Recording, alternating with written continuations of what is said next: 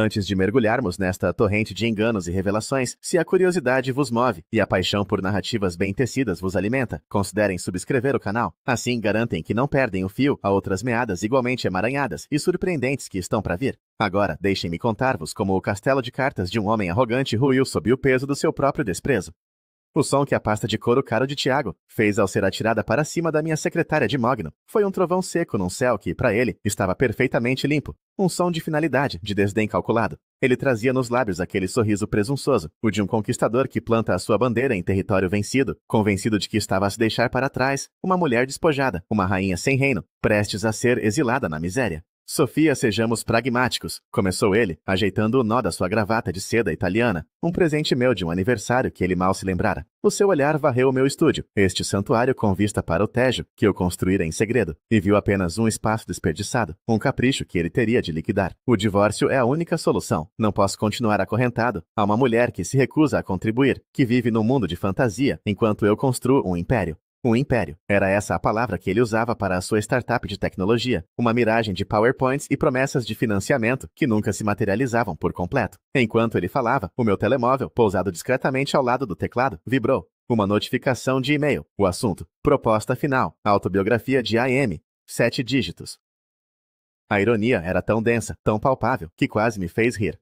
Ali estava ele, a planear a minha indigência, enquanto eu fechava um acordo que pagaria a sua startup, a nossa casa e todas as suas gravatas de seda por uma década inteira, sem sequer fazer moça na minha conta bancária. Ao seu lado, um passo atrás, mas com os olhos brilhando de triunfo, estava a Catarina, a minha melhor amiga, a minha confidente, a mulher a quem eu tinha chorado as minhas inseguranças e partilhado os meus sonhos mais frágeis. Ela observava a cena com uma expressão de falsa compaixão, provavelmente já a decorar mentalmente o nosso apartamento, a escolher novas cortinas, a gastar o dinheiro que ela pensava que Tiago iria herdar da nossa vida em comum. 1.500 euros por mês, declarou Tiago, com a magnanimidade de um imperador a conceder uma esmola. É uma pensão generosa, considerando que não tens rendimentos. Será suficiente para alugares um quarto e encontrares um trabalho qualquer, talvez recepcionista, algo que não exija muito esforço. Não tens rendimentos. A frase ecoou no silêncio do estúdio, pairando sobre os manuscritos, as notas de pesquisa, os contratos de confidencialidade que cobriam a minha secretária. Se ele soubesse. Se ele tivesse a mais ínfima noção da identidade das vozes que eu canalizava, das vidas de celebridades, políticos e magnatas que eu transformava em best-sellers globais, a sua arrogância ter-se-ia desfeito como açúcar na chuva. Mas ele não sabia, e essa ignorância, cuidadosamente cultivada por mim ao longo de 8 anos, era agora a minha arma mais poderosa. Deixem-me recuar, porque este momento de crueldade sublime não nasceu do nada. Foi o culminar de uma década de mentiras, de uma teia de enganos tecida não por mim, mas à minha volta. Uma década em que me fizeram acreditar que o meu talento era um passatempo e a minha ambição, uma fantasia infantil. Conheci o Tiago aos 24 anos, num café literário no Chiado. Eu era uma recém-licenciada em línguas e literaturas, a fazer traduções mal pagas e a sonhar em escrever o meu próprio romance. As minhas poupanças eram escassas, e a pressão dos meus pais para que eu encontrasse um emprego a sério era um zumbido constante nos meus ouvidos.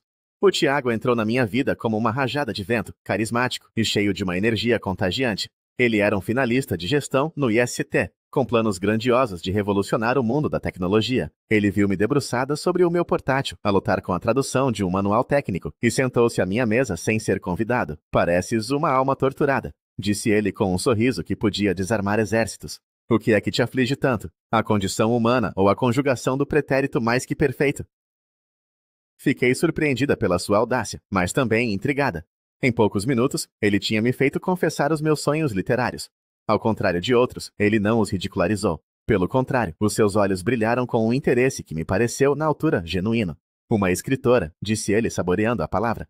E isso é fascinante, é nobre. Num mundo de pragmatismo, tu queres criar beleza. Eu admiro isso. O Tiago era um mestre da sedução. Ele não me seduziu com flores ou jantares caros, mas com algo muito mais potente. Ele validou os meus sonhos. Ele ouvia-me ler os meus contos com uma atenção arrebatada, fazia perguntas inteligentes sobre as minhas personagens e falava do meu futuro como escritora, com uma certeza que nem eu possuía. Tu tens um dom, Sofia, dizia-me ele, enquanto passeávamos pela beira-rio ao pôr do sol. Consegues ver a alma das coisas. Um dia, o mundo vai ler as tuas palavras. Ele era o meu maior fã, o meu principal incentivador. Quando me pediu em casamento 6 meses depois, num miradouro com vista para a cidade inteira, fê-lo com um anel simples de prata e uma promessa grandiosa. Eu sei que isto não é muito, disse ele de joelhos, enquanto os turistas aplaudiam, mas eu prometo-te uma vida em que nunca terás de te preocupar com as contas. Eu vou construir o nosso futuro, vou dar-te a estabilidade para que possas dedicar-te inteiramente à tua arte. O teu único trabalho será escrever, meu amor. Deixa o mundo real para mim. E eu acreditei, disse sim, com lágrimas nos olhos, acreditando que tinha encontrado o homem que não só me amava, mas que amava a minha essência, a minha alma de escritora. Os primeiros anos foram um idílio. Mudamo-nos para um pequeno apartamento em Alfama, com o fado a entrar-nos pelas janelas à noite. Tiago arranjou um emprego numa consultora de tecnologia, e eu continuei com as minhas traduções, tentando arranjar tempo para a minha própria escrita. Ele transformou o quarto mais pequeno num escritório para mim, pintou as paredes de um branco luminoso e montou estantes para os meus livros. O santuário da artista, declarou ele, orgulhoso. Foi nessa altura que conhecemos a Catarina e o Miguel. Eram nossos vizinhos de cima. A Catarina era vibrante, extrovertida, trabalhava em relações públicas e parecia conhecer toda a gente em Lisboa. O Miguel era o seu oposto, um advogado calmo, observador, com um humor seco e uma inteligência discreta. Tornamo-nos inseparáveis. Jantares, fins de semana na praia, noites a jogar jogos de tabuleiro. Éramos um quarteto feliz, a navegar os desafios do início da vida adulta.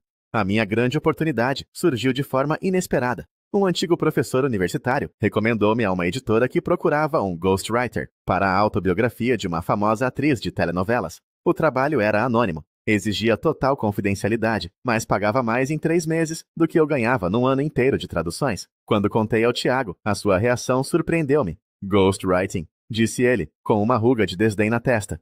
Mas isso não é escrever a sério. Vais estar a escrever as palavras de outra pessoa. Onde fica a tua arte nisso?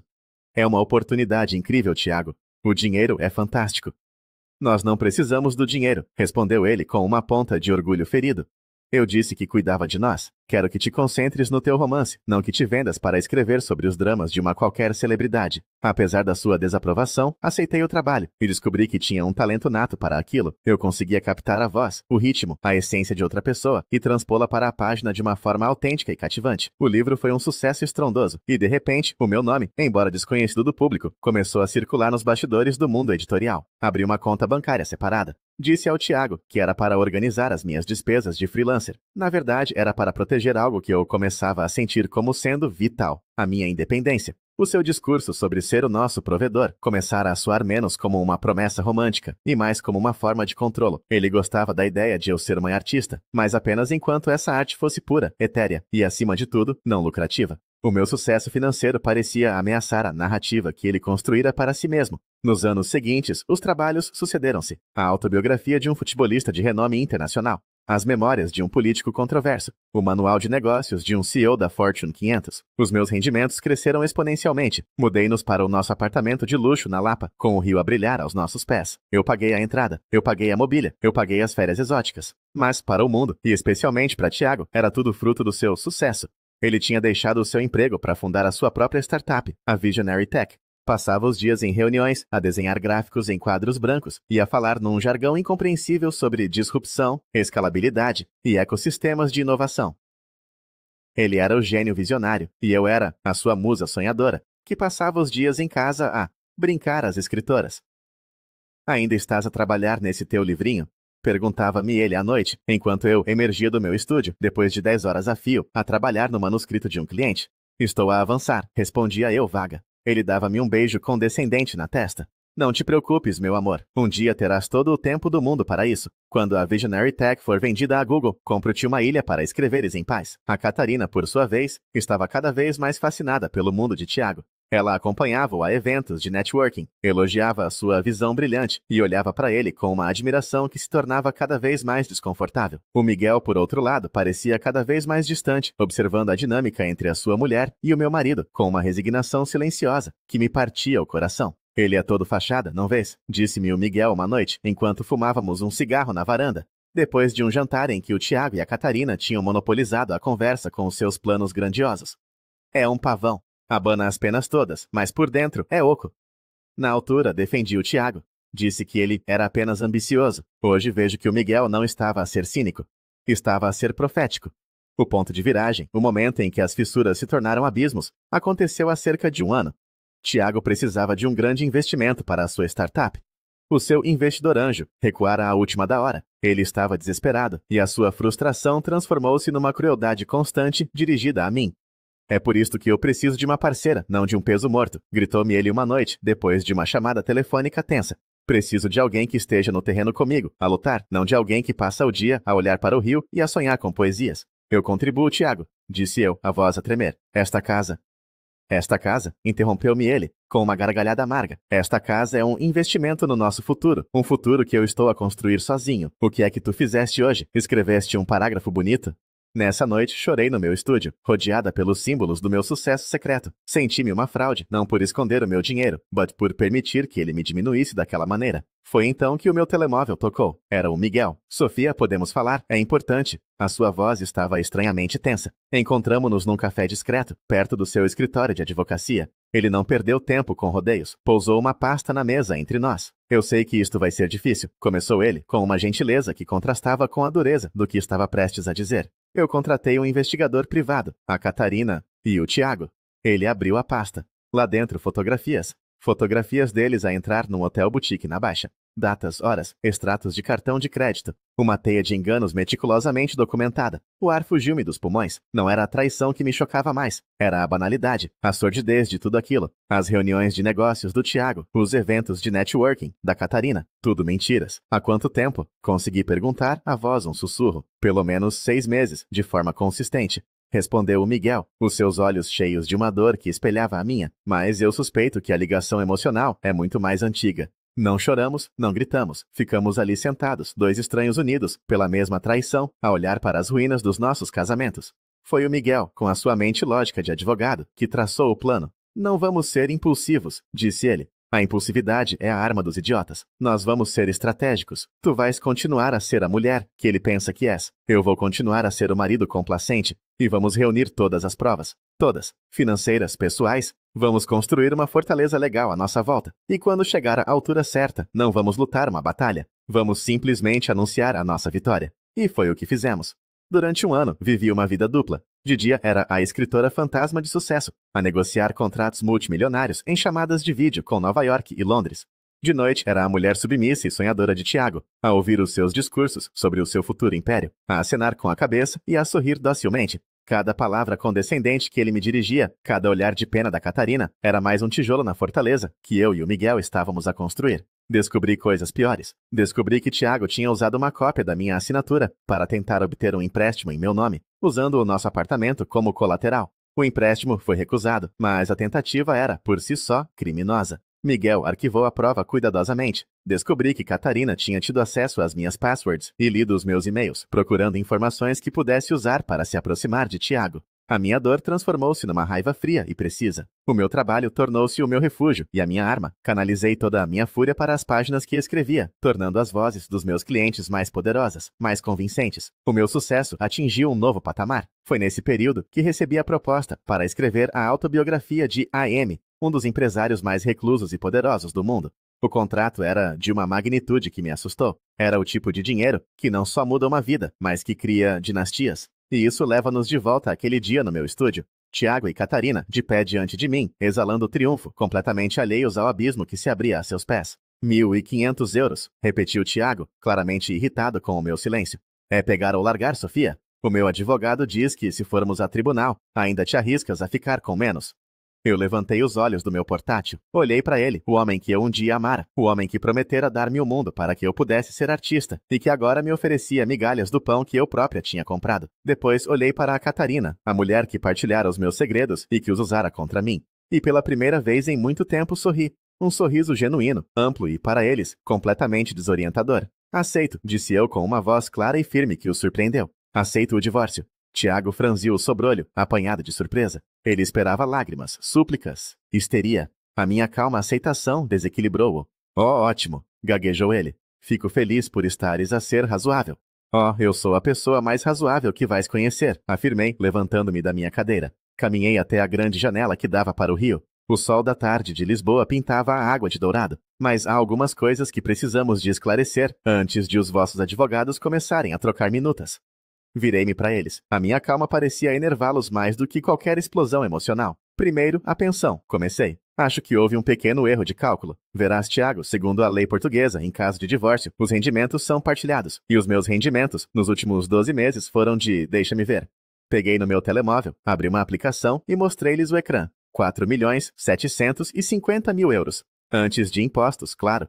O silêncio que se seguiu foi o som mais gratificante que eu já ouvi. Era um silêncio denso, pesado, cheio de engrenagens a rangerem e a partirem-se dentro das suas cabeças. O rosto de Tiago passou por uma paleta de cores impressionante, do vermelho da arrogância ao branco do choque, terminando num verde pálido de puro pânico. A boca da Catarina abriu-se e fechou-se como a de um peixe fora de água. 4. O quê? Sussurrou Tiago, os olhos fixos no número no meu ecrã, como se pudessem queimá-lo com o olhar. Milhões, completei com uma doçura perversa. Eu sou a Sombra, Tiago, a escritora fantasma por trás da autobiografia do ministro das Finanças e do livro de memórias daquela atriz que tu adoras. E mais recentemente, fiz uma pausa dramática da biografia autorizada de A.M., que me pagou um adiantamento de 2 milhões de euros. A cara de Tiago era uma obra de arte, uma máscara de tragédia grega, a compreensão lenta e agonizante a espalhar-se pelas suas feições. Todo o seu mundo, toda a sua autoimagem de grande provedor e gênio incompreendido estava a desfazer-se em tempo real. Ele não era o construtor do império, ele era apenas um inquilino barulhento no palácio que eu construíra. Mas como? Gaguejou Catarina, olhando para mim como se me visse pela primeira vez.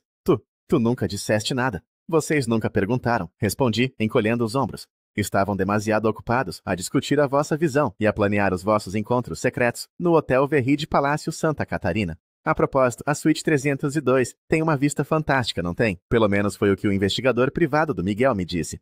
A menção do Miguel e do investigador foi o segundo golpe. Vi o pânico nos olhos deles a transformar-se em terror. Eles não estavam a lidar com uma mulher de coração partido. Estavam a lidar com uma equipa organizada. Foi então que a porta do estúdio se abriu e o Miguel entrou. Impecavelmente vestido no seu fato de advogado, trazia uma pasta debaixo do braço, tal como o Tiago, mas a sua exalava uma autoridade silenciosa que a do meu marido nunca possuíra. Boa tarde, disse ele, com uma calma glacial. Peço desculpa pela interrupção, mas há mais alguns pontos de agenda a discutir. Ele colocou a sua pasta na minha secretária, abrindo-a com uma precisão metódica. Tiago, começou ele, dirigindo-se ao homem que se encolhera visivelmente, enquanto o teu advogado e o da Sofia discutem a divisão de bens, que prevejo será bastante desfavorável para ti, a pequena questão da tua startup, a Visionary Tech. O rosto de Tiago tornou-se ainda mais pálido, se é que isso era possível. Descobrimos, continuou Miguel, que o teu protótipo funcional, que usaste para angariar fundos de investidores, não é bem funcional. Na verdade, é pouco mais do que uma interface bonita, com código copiado de 3 fontes de open source diferentes, o que constitui uma violação de licença e, mais importante, fraude. Os teus investidores ficarão fascinados por saber disto. Tenho a certeza de que o Ministério Público também ficará. O som que Tiago fez foi um gemido baixo, o som de um animal ferido. Miguel virou-se então para Catarina. O seu olhar, antes cheio de dor, era agora de uma distância profissional e cortante. Catarina, disse ele, o nosso divórcio será bastante simples. Dada a tua infidelidade comprovada e o teu comportamento predatório, abdicarei de qualquer pretensão sobre os teus bens. Em troca, exijo a custódia total dos nossos futuros, ou seja, de mim mesmo, e que nunca mais me dirijas a palavra. Ah, e os teus clientes no mundo das relações públicas talvez não apreciem saber que a sua consultora de confiança tem um hobby de ler e-mails privados e partilhar informações confidenciais. A fuga de informação é uma coisa terrível para a reputação, não achas? Catarina desabou numa cadeira, o seu rosto uma máscara de ruína.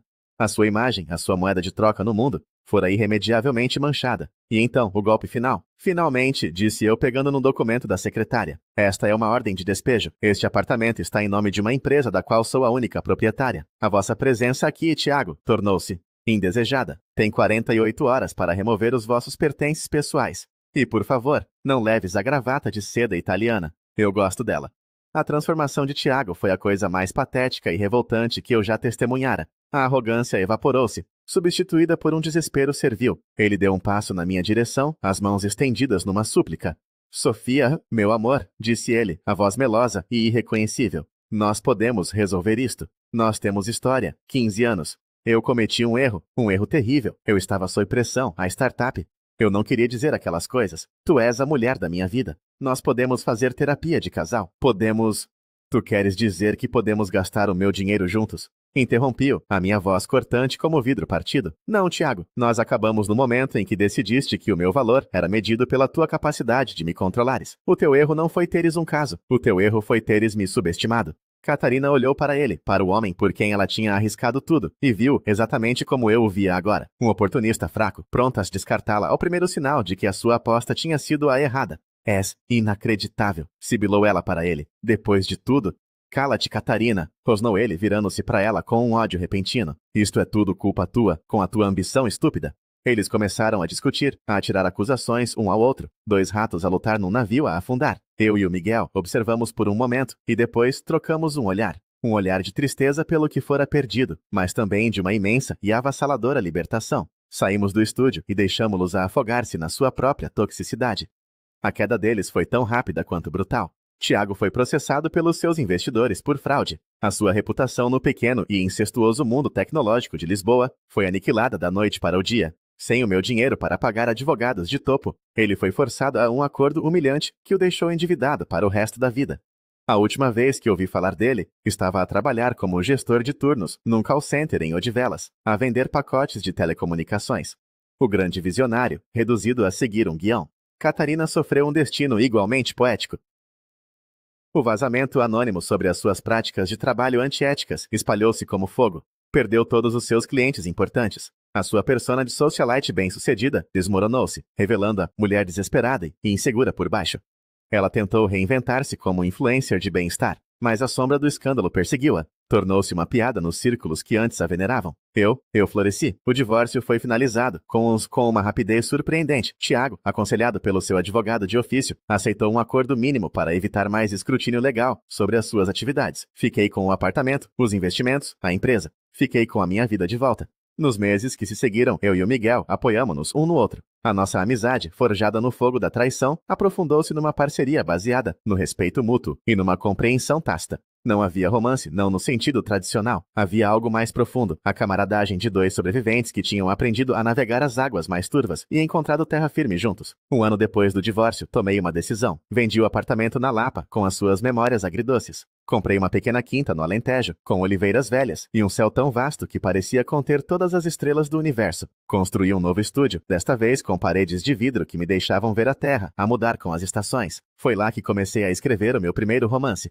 O meu de verdade, com o meu nome na capa. Uma história sobre uma mulher que se perde para se encontrar. Sobre as máscaras que usamos e o preço da verdade. Estou a escrever isto da minha varanda alentejana. O sol está a pôr-se sobre as planícies, pintando o céu com tons de laranja e violeta. O Miguel vem jantar hoje. Ele abriu o seu próprio escritório de advocacia, especializado em defender os mais fracos contra os mais fortes. Ele está a encontrar o seu próprio tipo de paz. Talvez um dia a nossa história se torne algo mais. Talvez não. O que eu aprendi é que a felicidade não está em encontrar a pessoa certa, mas em tornar-se a pessoa certa para si mesma. O Tiago chamou-me preguiçosa, inútil, um peso morto.